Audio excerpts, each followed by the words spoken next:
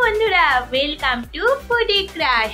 আজকে আমি নিয়ে চলে এসেছি তোমাদের জন্য সুন্দর আর মুখরোচক একটা আইটেম। সেইটার রেসিপি আজকে তোমাদের সঙ্গে আমি শেয়ার করব, আর আমি একদম চেষ্টা করেছি ইজি প্রসেসে সেটা তোমাদের সামনে তুলে ধরার। আশা করছি ভিডিওটা তোমাদের ভালো লাগবে। আমাদের সন্ধেবেলা মনে হয় কখনো কখনো যখন বাড়িতে থাকি যে কিছু একটা স্ন্যাক্স আইটেম হলে খুব ভালো হয়, তো সেক্ষেত্রে এই রেসিপিটা তোমাদের জন্য আশা করছি একদম অ্যাপ্রোপ্রিয়েট হবে। চলো আর দেরি না করে ভিডিওটা শুরু করা যাক। প্রথমে আমি মাছগুলোকে জলের মধ্যে ভালো করে ধুয়ে নিয়ে সেদ্ধ করতে বসিয়ে দিয়েছি, আর আমি কিন্তু পেটির পিসগুলো নিয়েছি যাতে কাঁটাগুলো ছাড়াতে সুবিধা হয়। তো মাছ সেদ্ধ হয়ে যাওয়ার পর এরমভাবে একটা ঝুড়ির মধ্যে নিয়ে নিয়েছিলাম জলগুলো ঝরানোর জন্য, কারণ মাছের মধ্যে জল থাকলে কিন্তু একদমই হবে না। তো আমার কাঁটা বের করে নেওয়া হয়ে গেছে, দেখতেই পাচ্ছ, আর আমি এগুলোকে খুব ভালো করে চিপে চিপে জলগুলো ঝরিয়ে নিয়েছি। অন্যদিকে এবার আমি মাছের পুরটা বানিয়ে নেব। চলো, এবার প্রথমে একটা ননস্টিকের কড়াই বসিয়ে নিয়ে আমি তেল গরম করে তার মধ্যে দিয়ে দিলাম কুচনো পেঁয়াজগুলো এবার হালকা ফ্রাই হয়ে গেলে তার মধ্যে আমি একে একে অন্য ইনগ্রেডিয়েন্টসগুলো দিয়ে দেব। এবার আমি এর মধ্যে দিয়ে দিলাম পেঁয়াজ বাটাটা দিলে কিন্তু টেস্টটা খুব সুন্দর হয়। তোমরা চাইলে শুধু কাটা পেঁয়াজ দিয়েই করতে পারো, বাট পেঁয়াজ বাটাটা দিলে কিন্তু ভালো হবে। তারপরে চলো, আমি একটু ফ্রাই হয়ে যাওয়াতে আমি এর মধ্যে দিয়ে দেব আদা আর রসুন বাটা, আর ওপর থেকে খানিকটা ছড়িয়ে দিলাম কাঁচা লঙ্কা। তোমরা কিন্তু ঝালটা তোমাদের নিজেদের টেস্ট অনুযায়ী দিয়ে দেবে।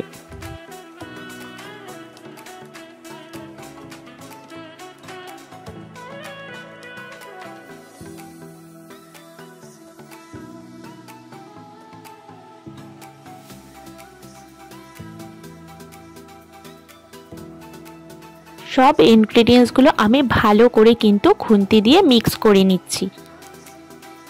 একে একে এবার আমি এর মধ্যে গুঁড়ো মশলা অ্যাড করব।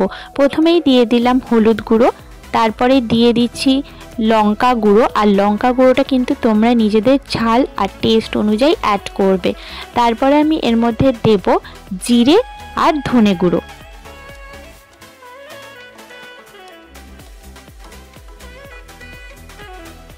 কালারের জন্য অ্যাড করলাম কাশ্মীরি লঙ্কার গুঁড়ো, তারপরে দিয়ে দিচ্ছি চাট মশলা। এটাতে কিন্তু খুব সুন্দর একটা টেস্ট আসবে, মানে স্পাইসি ব্যাপারটা কিন্তু খুব ভালো আসবে। আর দিয়ে দিলাম সামান্য গরম মশলা গুঁড়ো মশলাগুলোও কিন্তু আমি পুরটার সাথে ভালোভাবে মিক্স করে নিলাম। এইভাবে করলে কিন্তু টেস্টটা আশা করি খুব ভালো হবে। তারপরে এর মধ্যে সেই যে ছেঁকে রাখা সেদ্ধ মাছটা ছিল সেটাও এবার দিয়ে দিলাম। এবার আমি এখানে নুন অ্যাড করছি, কারণ আমি মাছটা সেদ্ধ করার সময় যেহেতু নুন দিয়েছিলাম সেই জন্য প্রথমেই কিন্তু আমি নুনটা দেইনি। মাছটা দেওয়ার পর এবার আমি অল্প করে একটু নুন অ্যাড করলাম, আর একটু টেস্ট করে আমি দেখে নেব যে ঠিকঠাক মতো নুনটা আছে কিনা। যদি লাগে তাহলে দেব, তোমরা তোমাদের স্বাদ অনুযায়ী নুনটা অ্যাড করবে। আর এখানে আমি একটা সেদ্ধ আলু হাত দিয়ে স্ম্যাশ করে এর মধ্যে দিয়ে দিচ্ছি, যাতে আঠালো ভাবটা ভালো হয়।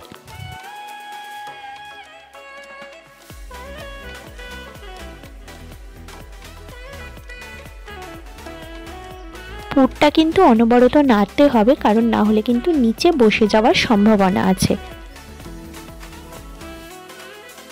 এবারে আমি এর মধ্যে একটুখানি গোলমরিচের গুঁড়ো অ্যাড করে দিলাম।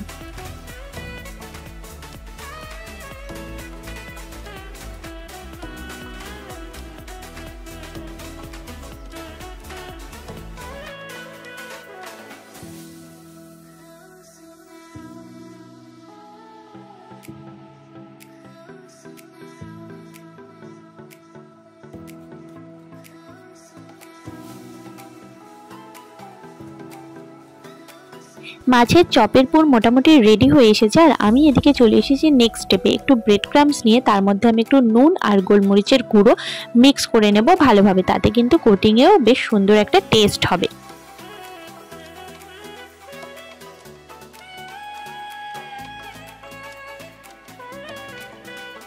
মাছের পুর আমার পুরোপুরি রেডি। চলো এবার বানিয়ে নেওয়া যাক।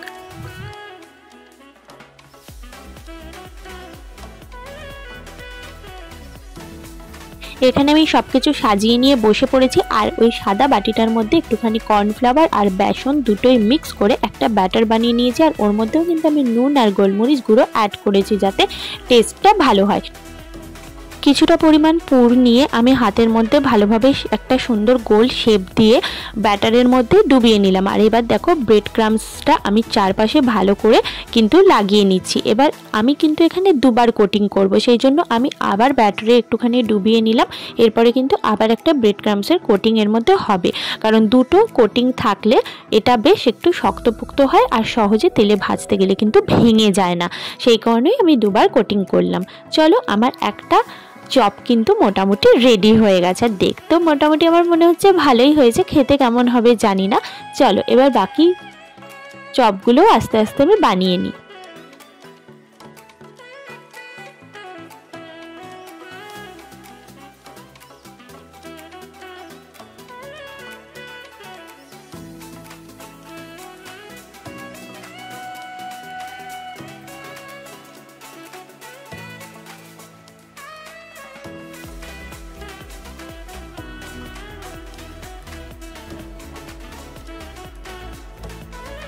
তো ফাইনালি আমি কিন্তু মাছের চপগুলোর শেপ এই রকম করেছিলাম, একটু লম্বাটে আর গোল এইরকমভাবেই শেপটা রেখেছিলাম।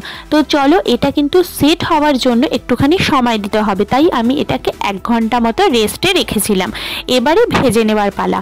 ননস্টিকের কড়াইতে তেল গরম করতে বসিয়ে দিয়েছি। চলো তেলটা একটু গরম হয়ে যাক, তারপরে কিন্তু আমি চপগুলো ছেড়ে দেবো।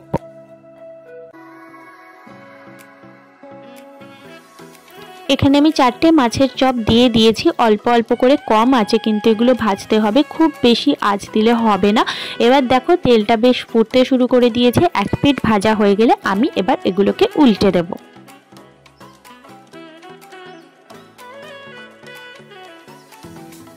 এক পিঠ হালকা ভাজা হয়ে যাওয়াতে আমি কিন্তু উল্টে দিয়েছি। এবার ওই দিকটাও ভাজা হলে আমি চপগুলো বেশ উল্টে পাল্টে কয়েকবার কিন্তু ভালো করে ভেজে নিয়েছিলাম। এবারে দেখো লাস্ট কিন্তু দেখতে এই রকম হয়েছে। স্যালাড কাসুন্দি আর সসের সঙ্গে সন্ধেবেলাটা কিন্তু মাছের চপ দিয়ে বেশ জমে গেল। তো যারা আমার চ্যানেলটা নতুন দেখছো অবশ্যই সাবস্ক্রাইব করে চ্যানেলটার পাশে থেকো। ভিডিওটা যদি ভালো লেগে থাকে একটা লাইক কমেন্ট আর শেয়ার করে দিও, যাতে আরও নতুন নতুন রেসিপি আনতে উৎসাহ পাই। চলো, যেহেতু আমি রান্নায় একদমই পটু নই, কোনো ভুলভ্রান্তি হলে প্লিজ একটু আমাকে কমেন্ট করে জানিও, আমি শুধরে নেব। খুব তাড়াতাড়ি নতুন কোনো ভিডিও নিয়ে আবারও দেখা করতে আসছি। সবাইকে টাটা।